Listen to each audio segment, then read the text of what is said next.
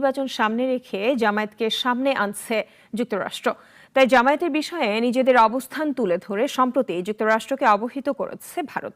তবে জামায়াতের প্রতি যুক্তরাষ্ট্রের দৃষ্টিভঙ্গি ভারতের থেকে আলাদা। ওয়াশিংটন জামায়াতের রাজনৈতিক অধিকারকে স্বীকার করে। বিস্তারিত জানাচ্ছেন পিন্টু হাজং।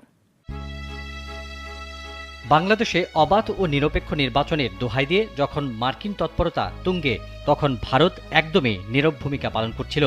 তবে আওয়ামী লীগের একটি প্রতিনিধি দলের দিল্লি সফরের পরেই মুখ খোলে ভারত।